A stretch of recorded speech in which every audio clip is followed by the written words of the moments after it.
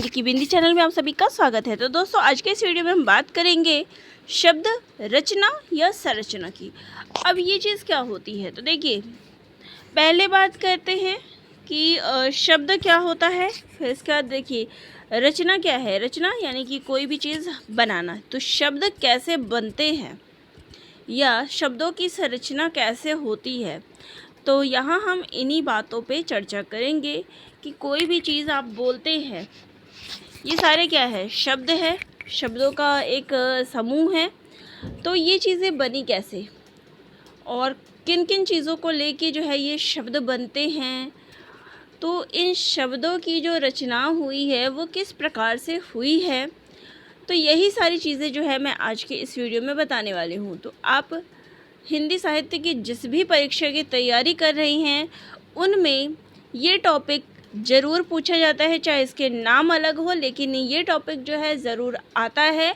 और जब मैं आपको आगे पढ़ाती जाऊंगी तब आपको पता चलता जाएगा कि किस प्रकार से जो है इस पे प्रश्न भी आते हैं या ये टॉपिक कितना महत्वपूर्ण है। ठीक है, तो चलिए पहले हम शब्द की परिभाषा जान लेते हैं कि आखिर शब्द की परिभाषा क्या है।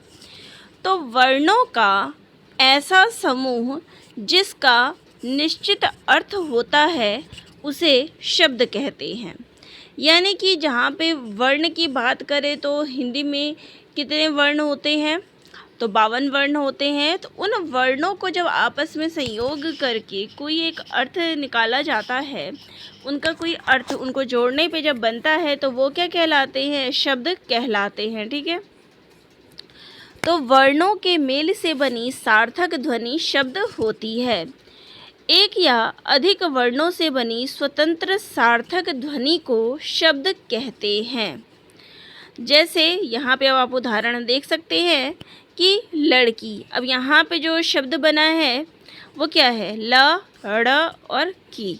तो ये यहाँ पे शब्दों के मिलने से एक सार्थक शब्द बन गया लड़की। ठीक है, इसी प्रकार से आ, यानी किसी को हम बुलाने के लिए आ शब्द प्रयोग करते हैं, मैं, धीरे, परंतु इत्यादि। तो इस प्रकार के जब शब्दों को हम जोड़ते हैं और इनका एक निश्चित अर्थ भी निकलता है तो इनको हम शब्द कहते हैं। यहाँ आप एक और उदाहरण देख सकते हैं, जैसे कि हमने क, म और ला को जोड़ा, तो इनको जोड़ने पे क्या बन गया, कमल। तो ये एक सार्थक शब्द है। कमल जो है एक फूल है, तो इसका एक निश्चित अर्थ भी निकलता है, तो ये क्या हो गया, एक शब्द हो गया। ठीक है, वहीं पे अगर बात करें, अगर इन्हीं शब्दों को हम उलट दें कि माँ पहले आ गया, फिर का आ गया और फिर ला आ गया, तो ये जो है मकल शब्द बन गया। लेकिन इसका कोई एक अर्थ आपको नहीं पता चलेगा कि इसका कोई एक निश्चित अर्थ भी है, तो ये शब्द नहीं है। तो जिन शब्दों का एक निश्चित अर्थ निकलता हो उनको हम शब्द कहते हैं। ठीक है, तो चलिए आगे देखते हैं। ध्वनियों के मेल से बने सार्थक वर्ण समुदाय को शब्द कहते हैं। शब्द अकेले और कभी दूसरों के साथ मिलकर अपना अर्थ जो है प्रकट करते हैं। तो कभी कभी अकेले भी और कभी जो है दूसरे शब्दों के साथ मिलके जो है एक अनिश्चित अर्थ जो है इस प्रकार से निकलता है। इन्हें हम दो रूपों में पाते हैं। एक तो इनका अपना बिना मिलावट का रूप है, जिसे संस्कृत में प्रकृत या प्रतिपादिक कहते हैं, और दूसरा वह जो कारक, लिंग, वचन, पुरुष और काल बताने वाले अंश को आगे पीछे लगाकर बनाया जाता है, जिसे पद कहते हैं। तो पहला क्या हो गया, ये दो प्रकार के होते हैं। पहली चीज़ होगी, शब्द दो प्रकार के होते हैं, एक बिना मिलावट का जिसको हम क्या कहते हैं, प्रकृति या प्रतिपादिक पदिक कहते हैं। ठीक है, और दूसरा वो जिसमें कि हम शब्द को आपस में इनको जोड़ते हैं तो उसको हम क्या कहते हैं, पद कहते हैं। ठीक है, तो शब्दों की रचना ध्वनि और अर्थ के मेल से होती है। अतः शब्द मूलतः ध्वन्यात्मक होंगे या वर्णात्मक, किंतु व्याकरण में ध्वन्यात्मक शब्दों की अपेक्षा वर्णात्मक शब्दों का अधिक महत्व है। तो यहाँ प्रश्न कई बारी परीक्षा में पूछते हैं कि जो शब्द है वो ध्वन्यात्मक होगा या वर्णात्मक। तो व्याकरण में जो स्थान मिला हुआ है कि शब्द जो है वर्णात्मक अधिक है। वर्णात्मक शब्दों में उन्हीं शब्दों का महत्व है जो सार्थक है, जिनका अर्थ स्पष्ट है और जो सुनिश्चित है। व्याकरण में निरर्थक शब्दों पर विचार नहीं होता। तो सामान्यतः शब्द जो होते हैं वो दो प्रकार के होते हैं। एक तो होते हैं जो सार्थक होते हैं जिनका एक निश्चित अर्थ होता है, और दूसरा जो है वो निरर्थक होता है जिनका कोई अर्थ नहीं होता। तो शब्द आपको पता चल गया कि कौन से दो प्रकार के होते हैं, एक सार्थक और एक निरर्थक। सार्थक शब्दों के अर्थ होते हैं और निरर्थक शब्दों के अर्थ नहीं होते। जैसे कि अगर यहाँ पे सार्थक शब्द की बात करें तो पानी एक सार्थक शब्द है, एक निश्चित अर्थ उसका निकलता है। वहीं पे अगर पानी को उल्टा करके हम नीपा लिख दे तो इसका कोई भी अर्थ नहीं निकलता, ये एक निरर्थक अर्थ है। तो यहाँ पे दो उदाहरण मैंने दे दिए, एक आपको कमल के द्वारा आ गया होगा, और दूसरा जो है तो यहाँ पे दो उदाहरणों के द्वारा जो है आप समझ गए होंगे कि जो शब्द होते हैं वो दो प्रकार के होते हैं, सार्थक और निरर्थक। ठीक है। भाषा की परिवर्तनशीलता उसकी स्वाभाविक क्रिया है। समय के साथ संसार की सभी भाषाओं के रूप जो है वो बदलते रहते हैं। हिंदी इस नियम का अपवाद नहीं है। संस्कृत के अनेक शब्द पाली, प्राकृत और अपभ्रंश से होते हुए हिंदी में आए हैं। इनमें कुछ शब्द तो ऐसे हैं जो ज्योत के तो अपने मूल रूप में हैं, और कुछ जो है वो देश काल से प्रभाव होने के कारण विकृत हो गए हैं। यानी कि हम कह सकते हैं कि परिवर्तनशील जो है जिस प्रकार से सभी होते हैं, तो परिवर्तित रूप जो हमें देखने को मिलता है, कुछ वैसे ही हैं और कुछ में परिवर्तित रूप। तो यहाँ शब्दों की रचना जो है मुख्यतः 5 प्रकार से होती है। अब शब्दों को हम किस प्रकार से बनाते हैं, तो ये 5 प्रकार से जो है शब्द बनते हैं। पहला है उपसर्ग जोड़ के, यानी कि कोई भी शब्द है उसमें अगर आगे उपसर्ग लगा दे तो वो शब्द बन जाता है। जैसे कि यहाँ पे अधपका, अब यहाँ पे क्या है, अध उपसर्ग जो है हमने आगे जोड़ दिया, यानी शब्दों के आगे में उपसर्ग जोड़ के हम शब्द रचना करते हैं। दूसरा है प्रत्यय जोड़ के, यानी कि शब्दों के अंत में जो है हम दूसरा शब्द जोड़ देते हैं। जैसे फिर उसमें आका जोड़ दिया तो क्या हो गया, लड़ाका। फिर यहाँ पे समास द्वारा, तो समास में हम राजा और महल को जब जोड़ेंगे तो क्या बन जाएगा, राजमहल। वहीं पे संधि के द्वारा, जिसमें रवि जमा इंद्र तो रविंद्र, और पुनरुक्ति या फिर द्विरिक्ति द्वारा, जैसे गांव गांव, लाल लाल इत्यादि। ठीक है। तो इन 5 प्रकार से जो है शब्द रचना की जाती है। तो इन पांचों पॉइंट्स को पहले देख लीजिए कि किस प्रकार से जो है शब्द रचना की जाती है। पहला है उपसर्ग द्वारा, दूसरा है प्रत्यय द्वारा, तीसरा है समास द्वारा, फिर है संधि द्वारा, और फिर है पुनरुक्ति द्वारा। तो शब्दों की रचना जो है इन 5 प्रकार से होती है। चलिए एक एक करके हम अब विस्तार से इनको देखते हैं। तो सबसे पहले जानते हैं कि उपसर्ग के द्वारा हम उस शब्द की रचना कैसे करते हैं। पहले उपसर्ग क्या है, तो उपसर्ग उस भाषिक इकाई को कहते हैं जिसका भाषा विशेष में स्वतंत्र प्रयोग ना होता हो, किंतु जिसे विभिन्न प्रकार के शब्दों के आरंभ में जोड़कर शब्द रचना की जाती है। जैसे सुनिश्चित, तो यहाँ पे क्या है, सुनिश्चित, तो सु जो है वो यहाँ पे उपसर्ग है। तो हिंदी में आए हुए उपसर्गों में, अब हिंदी में उपसर्ग भी अलग अलग प्रकार से आए हुए हैं। ऐसा नहीं कि कुछ ही शब्द डायरेक्ट हमने ले लिए, तो तत्सम से भी कुछ आए हैं, कुछ तत्भव से, और कुछ जो है बाकी जो विदेशी भाषाएं या अन्य इतर भाषाएं हैं उनसे आए हुए हैं। तो यहाँ पे उपसर्ग आपको पता चल गया कि क्या है। तो पहला और कहाँ से जो है हम शब्दों को जोड़ते हैं, तो तत्सम, तद्भव और अन्य भाषाओं से जो है उपसर्ग आगे जोड़ा जाता है। तो सबसे पहले हम तत्सम उपसर्ग के बारे में पढ़ते हैं। तो हिंदी में बहुत से संस्कृत के तत्सम शब्दों का प्रयोग होता है। उन शब्दों को संस्कृत के उपसर्ग व्यवहृत होते हैं। तो कौन कौन से संस्कृत के उपसर्ग है जो हम जोड़ते हैं, जैसे कि प्र, तो प्र का मतलब यहाँ पे देखिए प्रयत्न। प्र का तात्पर्य क्या है, पहले तो इसको आपको अर्थ जानना जरूरी है। तो प्र का मतलब होता है अधिक, तो प्रयत्न। प्रख्यात शब्द क्या है, ख्यात। बल, तो उसमें आगे हमने प्र जोड़ दिया, प्रबल, प्रक्रिया, प्रगति। फिर यहाँ पे परा, तो परा का अर्थ क्या होता है, पीछे या फिर उल्टा। तो इसमें ये शब्द कैसे बनेंगे, पराभाव, पराक्रम, पराजय।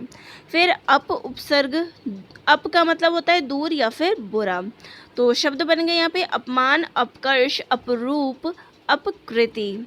फिर आता है सम उपसर्ग। सम का अर्थ क्या होता है? साथ या फिर पूर्णता, यानी पूर्ण वो हो गया। तो सम्मान, संपूर्ण, सम्मोहन, संविधान। ठीक है। आगे है अनु। तो अनु का तात्पर्य क्या है? अनुसारता अथवा साथ। अनु का तात्पर्य क्या हो गया? साथ। तो इसका अर्थ हो गया अनुगमन, अनुरूप, अनुगत, अनुमान।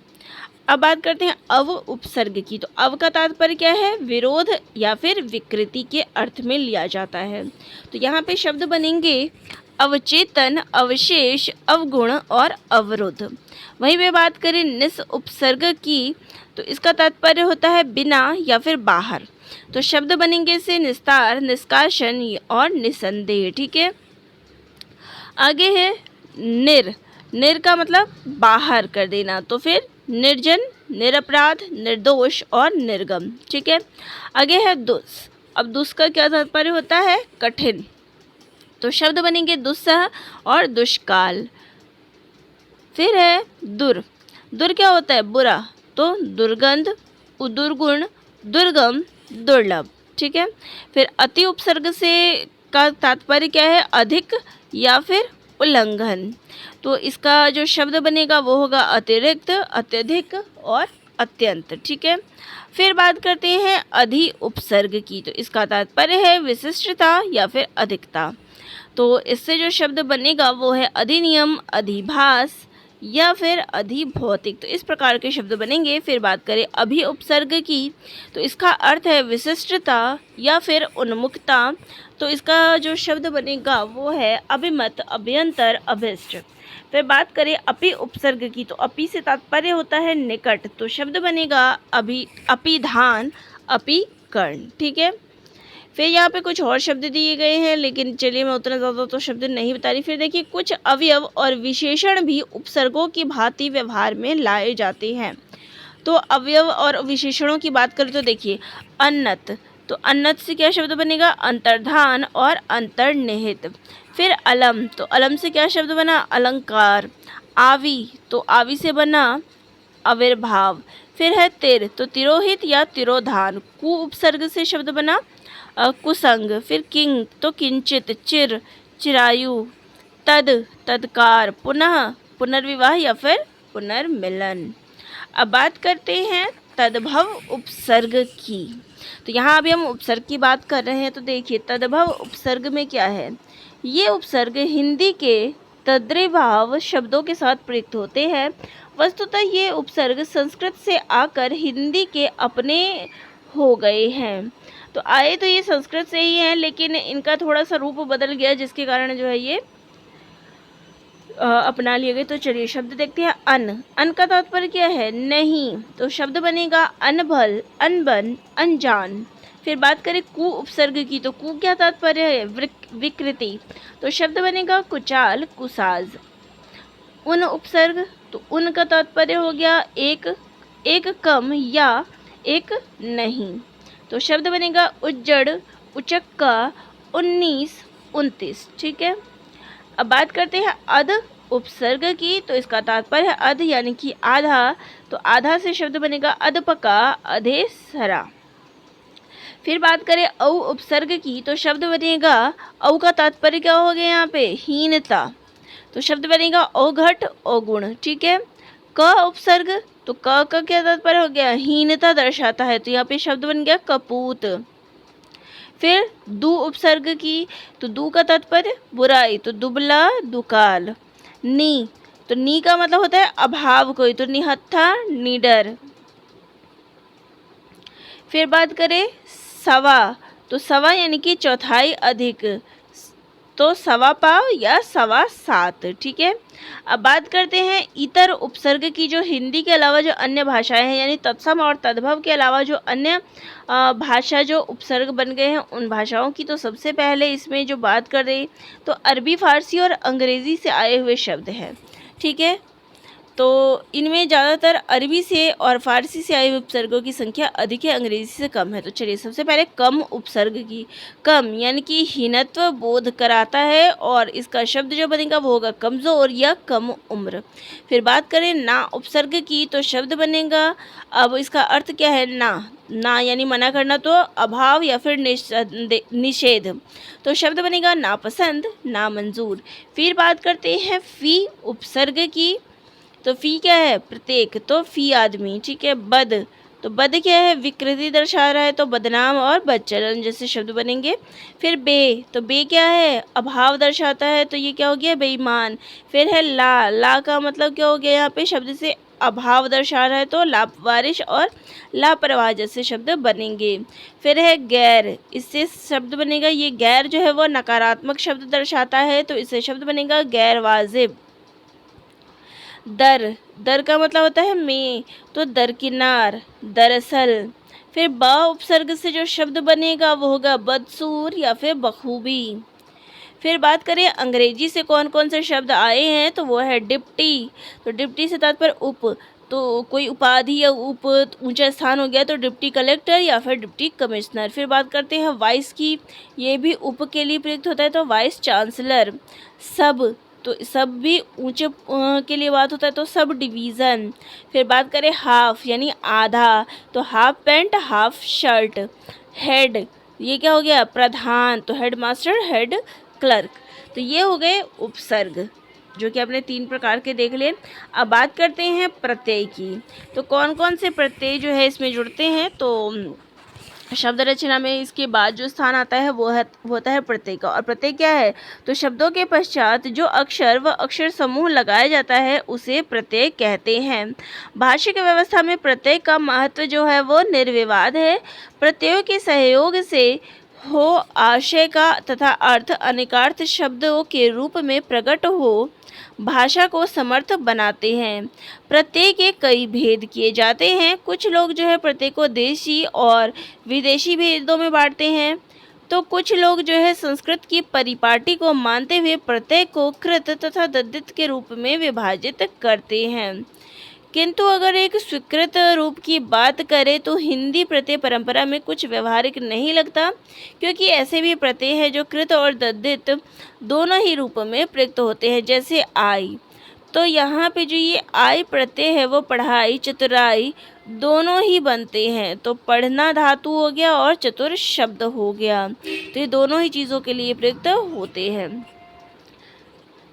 तो यहाँ पे प्रत्यय को अलग अलग भागों में विभाजित किया गया है। पहला है संज्ञा विधायक, फिर है विशेषण के लिए, फिर क्रिया विधायक के लिए, फिर क्रिया विशेषण विधायक के लिए, और फिर स्त्री प्रत्यय के लिए ये जो है प्रत्यय प्रयुक्त किया जाता है। तो ये 5 रूपों में जो है इसको प्रयुक्त किया जाता है। जैसे उपसर्ग का आपने पढ़ा कि तत्सम, तद्भव और इतर भाषाई क्षेत्र में भाषाई उपसर्ग में प्रयुक्त होता है, ऐसे ही प्रत्यय जो है वो संज्ञा विशेषण क्रिया विशेषण और स्त्री प्रत्यय में प्रयुक्त होता है। चलिए अब देखते हैं सबसे पहले संज्ञा विधायक प्रत्यय क्या होते हैं। तो इन प्रत्ययों में देशी विदेशी दोनों का समावेश होता है, क्योंकि हिंदी भाषा में उपसर्गों की भांति अरबी फारसी के प्रत्यय भी आ चुके हैं। तो संज्ञा विधायक के यानी संज्ञा शब्द क्या है, संज्ञा, तो संज्ञा में प्रत्यय जुड़ गया तो कैसे बने शब्द, तो देखते हैं। चलिए अक, तो अक प्रत्यय जुड़ने से क्या हो गया, देखिए पठ शब्द क्या था, पठ, तो पठ में जब अक प्रत्यय जुड़ पाठ शब्द था, तो पाठ से क्या बन गया पाठक। अत खपत, अट जीवन, ये अन होगा, ये यहाँ पे जीवन इसी में आएगा। अट से आप पट कह सकते हो। अंत रटंत गणंत, आन थकान, आई लड़ाई, आर लोहार चमार कुम्हार, तो कुछ इस प्रकार के शब्द जो है बनते हैं। फिर नीचे कुछ और देख लेते हैं, तो देखिए आ रा, तो शब्द बनेगा निपटारा। फिर बात करें आरी, तो आरी से क्या बना भिखारी, आस मिठास, आव, तो इससे क्या शब्द बना छलाव छिड़काव और बचाव। फिर है आवा, से आवा प्रत्यय से बना पछतावा, आवन इससे बना बिछावन, आवट, तो इससे शब्द बना लिखावट, आहट तो गर्माहट, ई प्रत्यय से बना बोली और हंसी। ऐत तो इसे बनेगा लठैत। तो यहाँ पे अब बात करते हैं विदेशी प्रत्यय जब जुड़ जाते हैं। यहाँ पे तो ये तो देशी शब्द थे, देशी प्रत्यय थे जो शब्द में जुड़ गए। अब बात करते हैं विदेशी की। तो विदेशी में अरबी फारसी के शब्द जो है ज़्यादा प्रयुक्त होते हैं। तो इस प्रत्यय से क्या बना, आजमाइश। ईयत तो इंसानियत, कार पेशकार, खाना तो छाप खाना, गीर राजगीर राहगीर, दान पायदान, दानी मच्छरदानी, नीवस अर्जी नवीस, ये नवीस होगा। बंद तो बिस्तर बंद, वार तो माहवार। फिर बात करते हैं दूसरे की। तो दूसरा क्या है, विशेषण विधायक प्रत्यय। तो विशेषण किस प्रकार से जुड़ने पे शब्द क्या बन जाएगा, तो मतलब जब प्रत्यय के साथ, विशेषण के साथ जब प्रत्यय जुड़ता है तो उसको हम विशेषण विधायक प्रत्यय कहते हैं। तो शब्द किस प्रकार बनते हैं, तो देखते हैं। अक्कड़ प्रत्यय तो पियक्कड़ घुमक्कड़, ओढ़ हसोड़, ईयल सड़ियल, आव बिकाऊ। एक प्रत्यय से तीनेक, इया तो दुखिया, उआ तो भड़ुआ, एल तो रखेल। तो इस प्रकार से जो है ये विशेषण प्रत्यय हो गया। अब बात करते हैं क्रिया विधायक प्रत्यय की, यानी कि क्रिया शब्दों में जब प्रत्यय जुड़ जाता है तो शब्द किस प्रकार से बनते हैं। तो अप्रत्यय जुड़ने से शब्द बना तैरा, जगा, घूमा, वा तो पढ़ता, पिलवा आदि। तो यहाँ पे आड़ी ए ब प्रत्यय के योग से विशेषण क्रिया विधायक शब्द जो है निर्मित होता है, जैसे अगाड़ी, पीछे, अब तक। तो ये सारे जो है क्या है, क्रिया प्रत्यय। क्रिया के बाद अब बात करेंगे स्त्री प्रत्यय की। तो स्त्री में क्या है, तो प्रयोग की दृष्टि से प्रत्यय विभाजन के अंतर्गत स्त्री प्रत्यय को भी समाहित किया जाता है। पुल्लिंग से स्त्रीलिंग बनाने वाले प्रत्यय को जो है स्त्री प्रत्यय कहते हैं। तो यहाँ पे स्त्री प्रत्यय क्या हो गया कि जो शब्द पहले क्या था, पुल्लिंग था, लेकिन उसमें जब प्रत्यय जुड़ गया तो वो क्या बन गया, स्त्री प्रत्यय शब्द बन गया। तो संस्कृत के टाप यानी आ, डीप यानी ई प्रत्यय का हिंदी में भी प्रयोग जो है होता है। तो हिंदी में प्रयुक्त होने वाले स्त्री प्रत्यय जैसे कि अन, इन, नी, या, आइन। तो यहाँ पे अब उदाहरण के स्वरूप आप देख ले। तो आ प्रत्यय जब जुड़ा तो क्या बन गया, बाला और प्रियतमा। ई प्रत्यय जुड़ने पे नर्तकी, हिरणी, अन तो दुल्हन, इन नाइन चमारिन, इन नी मोरनी ऊँटनी। इया प्रत्यय जब जुड़ा तो बिटिया चूहिया, आनी जुड़ा तो देवरानी जेठानी, आइन तो सुहाइन ठकुराइन पंडिताइन। तो कुछ इस प्रकार से जो है जुड़ जाती है। इसके बाद अगला जो आता है वो है समास। यहाँ पे समस्त पद लिखा हुआ है, लेकिन जब बात यहाँ शब्द रचना तो शब्द रचनाओं में जो अगली चीज़ आती है वो है समास। ठीक है, तो समास जुड़ने पे शब्द क्या बनते हैं वो देखिए। तो समस्त पद व्याकरणिक योग्यता प्राप्त एक भाषिक इकाई है जो पद से बड़ी और पदबंध से छोटी होती है। जब दो या दो से अधिक शब्द मिलकर एक सामाजिक शब्द की रचना करते हैं तो उसे हम समस्त पद कहते हैं।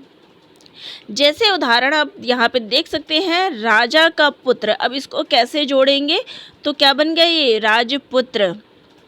तो यहाँ पे दो अलग अलग शब्द थे, उनको जोड़ने पे एक स्वतंत्र नया शब्द बन गया राजपुत्र। तो इसको हम कहते हैं समास या फिर समस्त पद। ठीक है, इसके भी आपको अलग अलग जो है शब्द देखने को मिलेंगे, अलग अलग जो है अर्थ देखने को मिलेंगे। तो यहाँ पे आप देख सकते हैं कुछ समस्त पद और उसके विग्रह करने के देख सकते हैं। जैसे कि शब्द क्या है, घुड़दौड़। विग्रह करेंगे तो क्या आ जाएगा, घोड़ों की दौड़। फुलवाड़ी यानी कि फूलों की बाड़ी। तो ये सब जो है क्या आ गया, समस्त पद कहलाते हैं। अब इनके भी अलग अलग रूप हैं। तो समस्त पद या समास कितने प्रकार के होते हैं, तो ये जो है 6 प्रकार के होते हैं।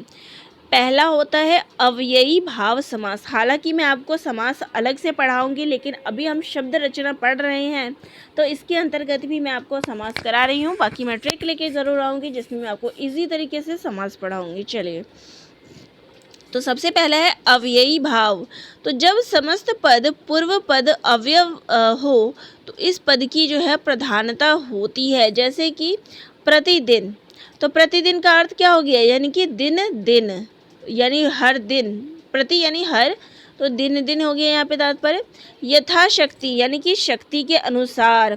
आजन्म यानी कि जन्म से लेकर। तो कुछ इस प्रकार से इसका अर्थ जो है हो जाता है। और इसमें जो है पूर्व पद अवयव हो तो इस पद की जो है प्रधानता हो जाती है। अब यहाँ पे क्या है, यथाशक्ति, तो ये जो बाद का जो ये पद है शक्ति, इसका अर्थ निकल के आता है ऐसे आज जन्म, तो ये बाद का जो पद है इसका अर्थ निकल के जाता है, तो ऐसे ही यहाँ पे हो जाता है। फिर यहाँ पे अगला जो आता है वो है तत्पुरुष समास।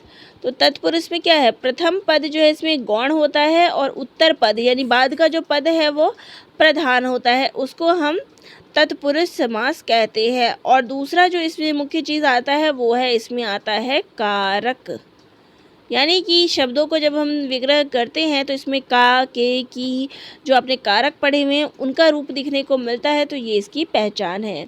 तो पहला है लुप्त पद तत्पुरुष। तो इसमें क्या है, जब दो शब्दों के मध्य के शब्द लुप्त हो जाते हैं, जैसे कि पनचक्की, यहाँ पे दो शब्द है पनचक्की यानी कि पानी से चलने वाली चक्की, रेलगाड़ी, तो रेलगाड़ी क्या हो गया, रेल पर चलने वाली गाड़ी। तो यहाँ पे जो है बीच वाला शब्द जो है क्या है, ये जो है वो लुप्त है, तो बस रेल है और गाड़ी है, तो बीच का पद लुप्त है, तो इसको हम लुप्त पद तत्पुरुष कहते हैं। अगला है नए तत्पुरुष। ये क्या है, जब अभाव या निषेध अर्थ प्रकट करने के लिए पूर्व में अ या अन का प्रयोग किया जाता है, यानी कि इसमें हम निषेध शब्द प्रयोग करते हैं। जैसे कि स्थिर में अगर हम अस्थिर शब्द क्या है, अस्थिर, अ क्या है यानी स्थिर नहीं है, निषेध हम उस चीज़ का अभाव है उसके अंतर्गत। अनश्वर यानी अ और शब्द क्या है नश्वर। अनावश्यक, तो यहाँ पे अन आ गया और क्या आ गया शब्द आवश्यक। फिर बात करते हैं कर्मधारय। तो कर्मधारय क्या होता है, तो इस समस्त पद का उत्तर पद यानी कि जो ये बाद का पद है वो प्रधान होता है, पूर्व पद विशेषण तथा उत्तर पद जो है वो विशेष्य होता है। जैसे कि लाल टोपी यानी कि लाल है जो टोपी, नील कमल, नीला है जो कमल। फिर बात करते हैं द्विगु समास की। तो इसमें तो आप आसानी से पहचान लेते हैं, इसमें क्या होता है, संख्यावाचक शब्द आपको देखने को मिलता है। जैसे कि नौ रत्न यानी कि 9 रत्नों का समूह, चौराहा 4 राहों का समूह। तो जैसे ही नंबर आए वैसे ही समझ लें कि ये संख्यावाचक शब्द है। फिर द्वंद्व की बात करें तो द्वंद्व क्या होता है, दो पदों में, हम सिंपल सी भाषा में मैं इसको समझाऊं, इसकी परिभाषा रहने दे तो यहाँ क्या है, उदाहरण माता पिता, नर नारी, यानी कि दो विपरीत चीज़ आ गई, तो विपरीत जहाँ पे आ गया वहाँ पे क्या हो जाएगा, द्वंद्व हो जाएगा। जैसे कि माता पिता, तो क्या हो गया, माता और पिता, नर नारी, नर और नारी, दही वड़ा, तो दही अलग चीज़ है, एक मान लीजिए आप द्रव्य पदार्थ हो गया, लिक्विड हो गया, और वड़ा जो है आपका सूखा हो गया उसमें। तो जब उल्टे स्वभाव के दो मिले तो वो क्या हो गया, द्वंद्व हो जाता है, तो यहाँ पे द्वंद्व समास आ जाता है। फिर बात करते हैं अगला बहुब्रीहि की। तो जिस समस्त पद की रचना में पूर्व और उत्तर दोनों ही पद इसमें क्या है, गौण है, और कोई अन्य शब्द जो है इसमें प्रधान होता है, तो उसको हम बहुब्रीहि कहते हैं। जैसे कि नीलकंठ, तो नीलकंठ का क्या तात्पर्य है कि जो नीला है कंठ। अब नीला कंठ किसका है, तो शिव जी का है। फिर वहीं पे बात करें दशानन यानी कि जिसके 10 आनन यानी कि 10 सिर है। तो अब 10 सिर किसके हैं, तो रावण के, यानी कि इसमें जो है तीसरा अन्य पद जो है हमारे सामने आ रहा है। तो इस प्रकार से जो हम समास देख लेते हैं। तो यहाँ पे आपने संपूर्ण जो है तीनों चीज़ें आपने देख ली। तो मुख्य रूप से शब्द रचना जो है वो 3 चीज़ों पर आधारित होती है। पहला है उपसर्ग, दूसरा है प्रत्यय और तीसरा है समास। इन सभी के मिश्रण से जो शब्द बनता है उसको हम शब्द कहते हैं। तो शब्द रचना के अंतर्गत मुख्यतः आपको ये चीज़ें पढ़नी होती है। अगले वीडियो में मैं आपको रूप रचना पढ़ाऊंगी, जिसके अंतर्गत आप सभी जो है लिंग, वचन, कारक आदि के बारे में पढ़ेंगे। संज्ञा, सर्वनाम, ये सारी चीज़ें आएंगी। तो आज का वीडियो मैं यहीं पे एंड करती हूँ। तो आप सभी को अगर वीडियो अच्छा लगा हो तो चैनल को लाइक, शेयर और सब्सक्राइब ज़रूर करिएगा। धन्यवाद।